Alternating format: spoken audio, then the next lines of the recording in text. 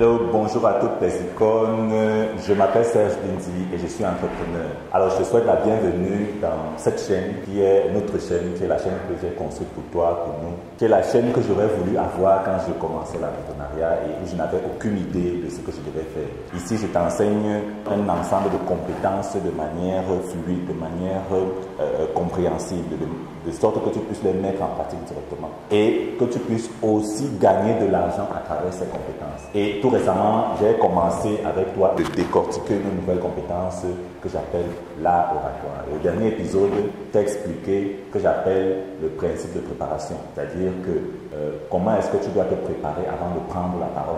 Donc, au cours de cet épisode, nous allons rentrer de plein fouet dans ce que j'appelle le principe de l'attention, qui est le deuxième chapitre de notre saison. Alors, avant de rentrer de plein fouet dans le principe de l'attention, je vais te parler de quelque chose, je vais peut-être prendre 2 épisodes pour t'en parler de manière sérieuse.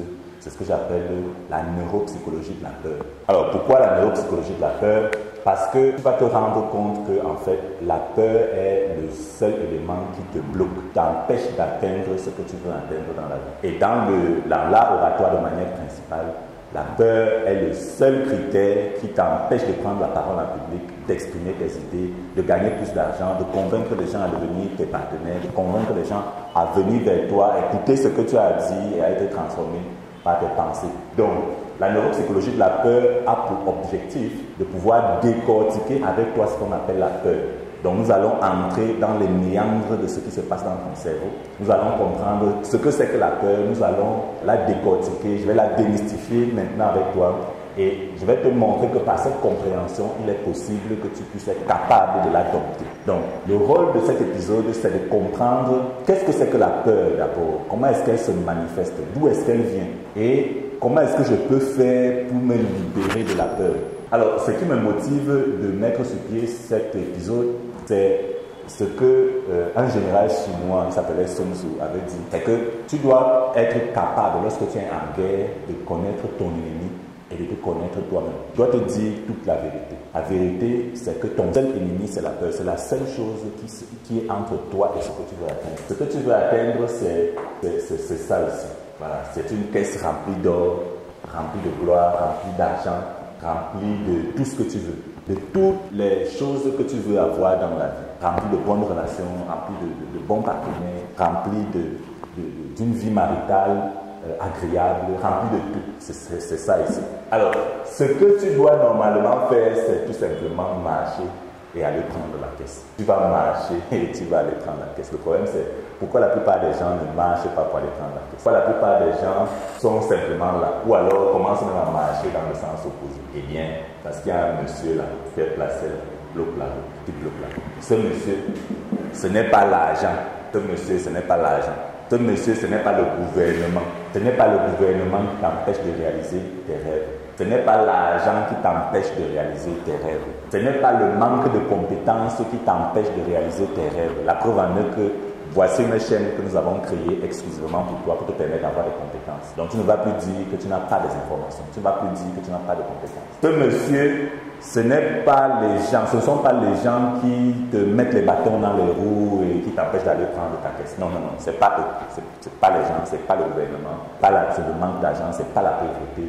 Ce n'est pas l'environnement dans lequel tu es. La preuve en est qu'il y a des gens qui sont dans ton même environnement, qui ont été dans les mêmes conditions que toi, parfois même pire, et qui ont eu la capacité d'atteindre l'objectif, qui ont marché et qui sont allés prendre leur caisse tout simplement. Donc, ton rôle dans la vie, c'est ça, c'est faire ce chemin-ci et comprendre ce monsieur-ci, le traverser. Ce monsieur-ci, c'est la peur.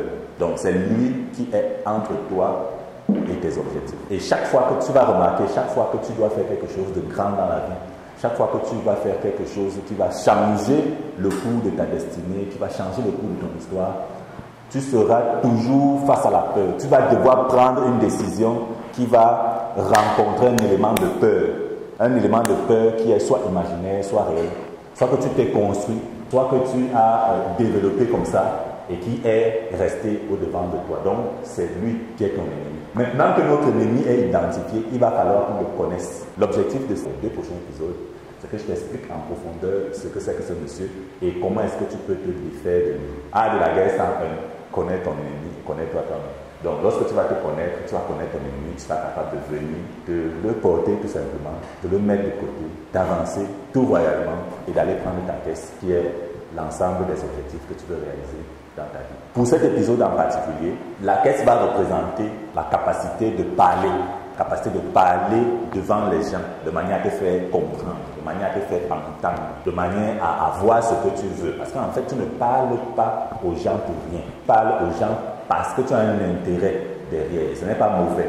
Ton intérêt peut être pour toi, ton intérêt peut être pour eux, ton intérêt peut être général ou bien particulier. La première question se pose, quoi la peur? Alors, la peur, je ne t'enseigne pas les livres, donc je ne vais pas entrer dans les dictionnaires, dans les machins, ce n'est pas important pour ça. Et si tu veux connaître les éléments de définition, tu peux aller dans les dictionnaires. Moi, ce que je t'enseigne, c'est les connaissances pratiques qui rentrent directement dans ton cerveau et qui te permettent de changer la réalité que tu vis. Bon. Alors, la peur, le mot peur vient de phobos. Donc, lui en grec, il signifie quelque chose que je vais appeler tu es effrayé pendant longtemps. C'est quand tu es effrayé pendant longtemps qu'on dit que tu as peur. Il y a 7 éléments très importants que tu dois garder. C'est le temps. C'est pour ça qu'il y a une expression qu'on dit être effrayé et une autre expression qu'on dit avoir peur. Donc avoir peur, c'est dans le temps. Tu vois, la peur s'installe dans le temps. Être effrayé, c'est instantané. C'est-à-dire que, voilà, tu passes là, quelqu'un est derrière le mur, voilà, il t'effraie, et puis c'est instantané. Donc, je vais t'expliquer ce qui se passe dans ton cerveau. Je vais t'expliquer comment ça se passe de manière instantanée. Et je vais t'expliquer pourquoi ça se passe comme ça. Or, la peur s'installe dans le temps. Ça veut dire que la peur se construit. La peur se construit, et c'est une forme d'effraiement installé dans le temps qui se construit. Qui se construit par toi, qui se construit aussi par ton environnement. Moi, par exemple, quand je grandissais, j'avais très peur. J'étais un enfant extrêmement peureux. Je me rappelle encore qu'à l'époque, on regardait souvent une publicité à la télé d'une bière. Ça devait être Saxenborg, quelque chose comme ça. Mes oncles et mes tantes qui étaient encore à la maison avec nous m'effrayaient souvent en me montrant l'oiseau qui était un grand aigle et qui volait vers toi quand on faisait la publicité. Alors j'étais terrifié à l'idée de voir cet oiseau. J'étais toujours en train de courir à la maison, je voulais sortir et je n'avais pas envie de voir cet oiseau parce que j'avais l'impression qu'il venait vers moi et qu'il venait m'attraper. Quand j'ai continué à grandir un peu vers l'adolescence, 14-15 ans, j'avais encore très peur. Il était impossible pour moi d'aller, par exemple, quand j'étais au village, je ne pourrais pas aller aux toilettes. Les toilettes, c'est dehors, donc tu dois sortir, traverser un petit sentier et puis aller aux toilettes pour te mettre à l'aise. Je me rappelle encore de ces nuits où j'étais obligé de trouver des moyens que je ne vais pas vous dire ici, de pouvoir uriner ou alors de pouvoir me mettre à l'aise sans être obligé d'aller aux toilettes. Donc, tu vois que en fait, la peur se construit. Si je dois te dire, si tu dois me poser la question de quoi est-ce que tu avais peur, c'est un oiseau passe à la télé. Qu'est-ce qui te fait peur? Il y a une route, un sentier qui est bien défriché, tout le monde passe par là pour aller aux toilettes. Mais de quoi tu as peur? Tu te lèves et tu vas aux toilettes. Aujourd'hui, par exemple, je suis capable de quitter cette maison-là où j'étais, dans laquelle j'ai grandi quand j'étais encore enfant, et aller aux toilettes sans problème. D'où vient-il que tu as peur des choses construites? D'où vient-il que tu as peur des choses imaginaires? La peur peut être réelle, la peur peut être imaginaire, la peur est toujours construite. Ça veut dire que c'est toi qui définis les choses qui te font peur en fonction de tes sensibilités, en fonction peut-être de ta génétique, etc. Donc, il faut donc comprendre que la peur, c'est quelque chose qui est lié au fait d'être effrayé, mais pendant longtemps. Cet élément-là va déterminer vraiment la compréhension de ce que c'est que la peur.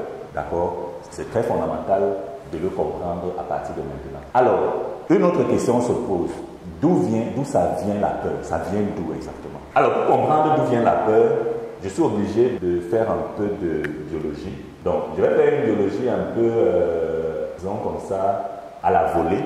Je vais t'expliquer comment notre cerveau est conçu. Parce qu'en fait, la peur vient du cerveau. Il n'y a rien d'autre qui te fait avoir peur. Tout ça vient du cerveau. Donc, ce qui se passe, c'est que de manière grossière, ce n'est pas vraiment ça dans la pratique, mais de manière grossière, l'être humain a 3 cerveaux qui se superposent. 3 cerveaux qui se superposent, qui sont liés à son évolution dans le temps. Ces cerveaux n'ont pas toujours été là comme ça. Ces cerveaux ont évolué dans le temps pour être ce qu'ils sont aujourd'hui. Alors la représentation est un peu mauvaise, mais je vais mettre ça comme ça. Donc vous avez d'abord une petite couche à l'intérieur. Donc tu as une petite couche à l'intérieur ici que j'appelle le cerveau limbique. Donc, le cerveau limbique, c'est ce cerveau-là qui renferme toutes les émotions. Très bien, donc tu as donc affaire à une partie de ton cerveau qui a pris sur lui de prendre en charge toutes les fonctions biologiques primaires, c'est-à-dire la digestion, la respiration, la circulation du sang et des fluides, le déclenchement des hormones, toutes les réactions instinctives sont logées dans le cerveau limbique. Et ce sont ces réactions qui sont à l'origine de l'effet de suivi. Il est donc nécessaire que tu retiennes bien vraiment ce mot suivi. Il faut rattacher suivi à peur. Parce que la peur a été construite dans le temps, dans un environnement qui nous était hostile, qui pour nous permettre de survivre. Voilà. Donc, à côté de ce cerveau limbique, tu as quelque chose que j'appelle le cerveau médian, qui est donc responsable de la partie linguistique, de la partie analytique, etc.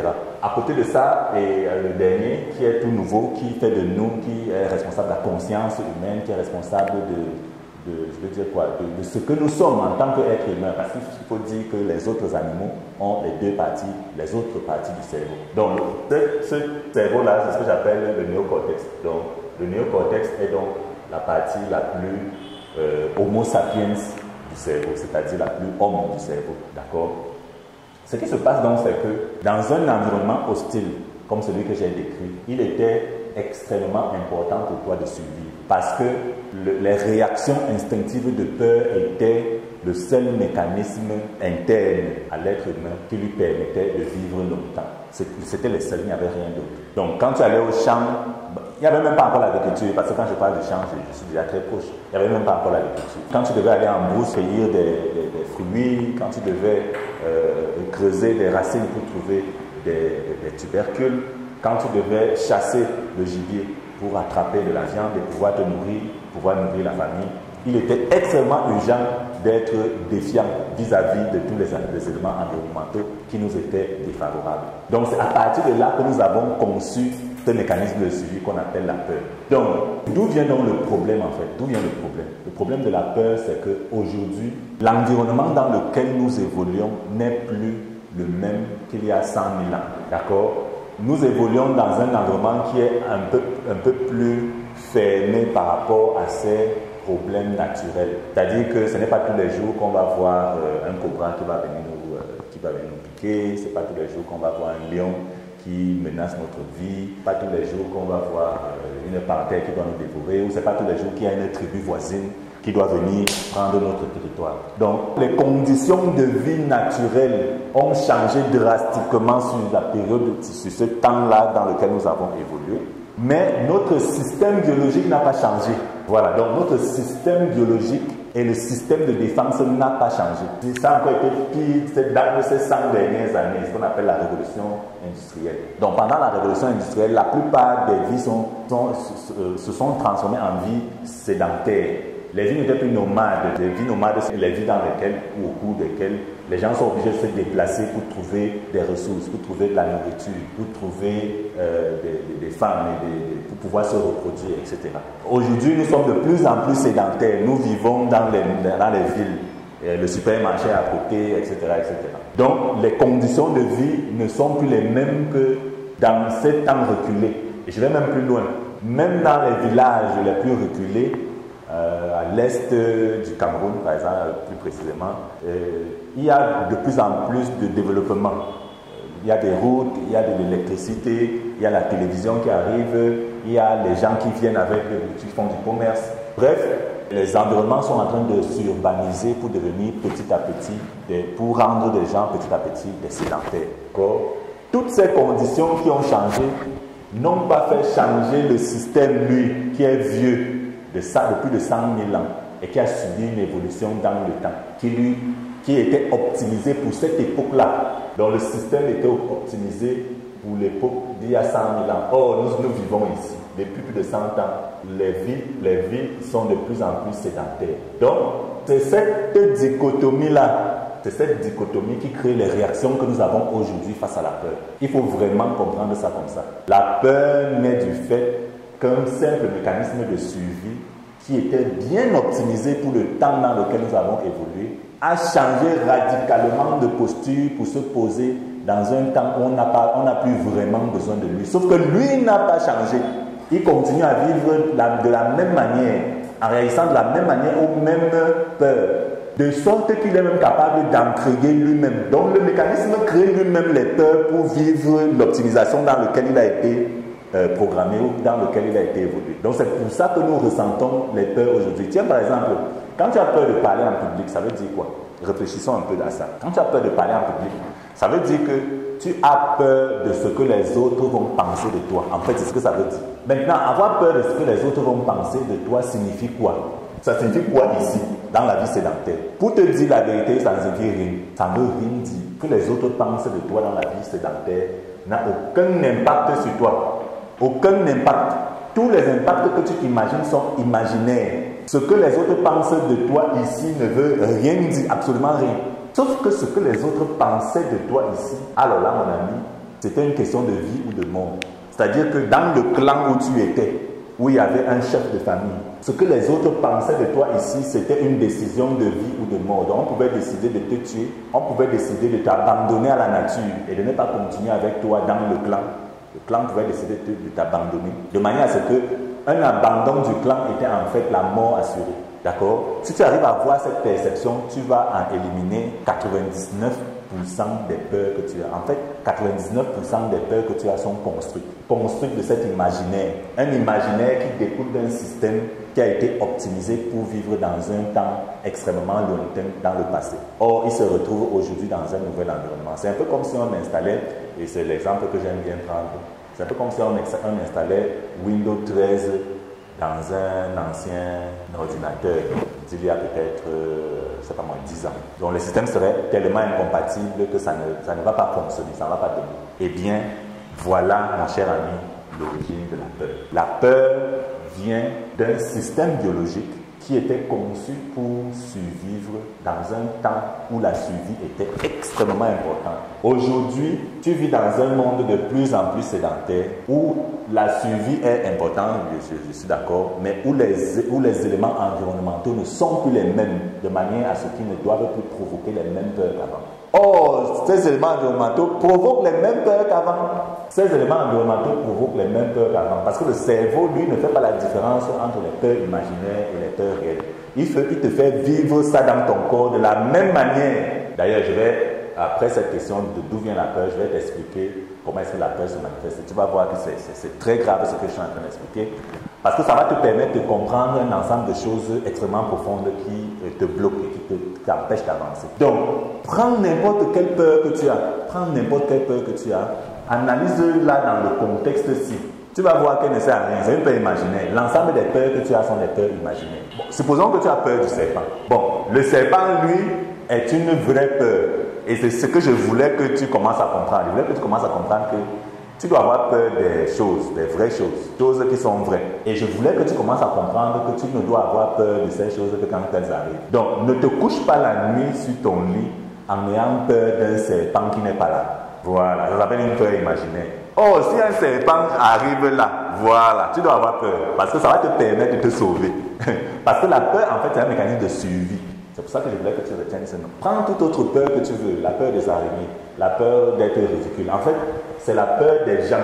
C'est la peur des gens qui est ta plus grosse peur. Et c'est elle qui t'empêche même de parler en public. Parce que tu as peur de ce que les gens vont penser de toi. Je peux déjà te dire que, mon cher ami, les gens n'en ont rien à cirer de toi. Je pense que tu es en train de te la jouer, quoi. Tu es en train de te la jouer. Attends, tu penses que tu es quoi pour que les gens pensent à toi tout le temps? Tu es prétentieux. C'est de la prétention pure et simple. Personne ne pense à toi. Personne n'en a rien à cirer de ta vie, de ta petite vie. Ou alors de ta petite vie de merde, si je peux mettre ça comme ça. Prends ton temps et travaille ta vie. Laisse les gens, laisse ce qu'ils pensent. Parce qu'ils ne sont même pas en train de penser à toi. Ils ont trop de problèmes. Les gens ont trop de problèmes. Nous sommes dans un monde sédentaire. Les gens sont en train de faire leurs choses. Ils s'occupent de leur maison. Ils s'occupent de leurs problèmes. Ils ne pensent pas à toi. Les gens ne pensent pas à toi. Donc tu n'es plus dans un environnement où la pensée des autres aurait un impact vraiment significatif sur toi.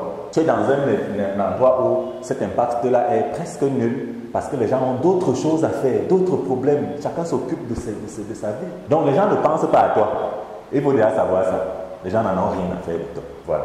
Donc, la peur est un mécanisme de survie, est mal interprété parce qu'il réagit de la même manière dans un environnement récent. Il aurait été très intéressant de le vivre dans l'environnement où il était. Ce que nous faisons, c'est que nous le vivons aujourd'hui. Et pire encore, nous le vivons dans le temps.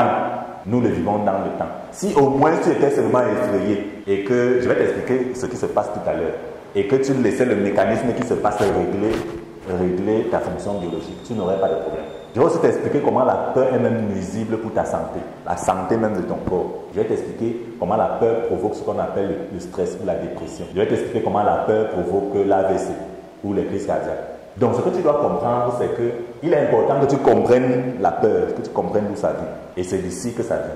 D'accord? Si tu as donc compris ça, nous allons passer à la prochaine question, qui est comment la peur se manifeste en toi. Parce que tu dois savoir comment elle se manifeste pour être capable de savoir que, voilà un ancien mécanisme d'un monde passé qui est en train de venir surgir aujourd'hui dans un monde présent où il n'a pas vraiment sa place. Très bien. L'objectif de cet épisode était que tu comprennes exactement ce qu'on appelle la peur. Je vais parler de l'étymologie du mot en lui-même. C'est-à-dire que le mot peur vient de phobos en grec, qui signifie une sorte d'effrayement dans le temps qui se prolonge.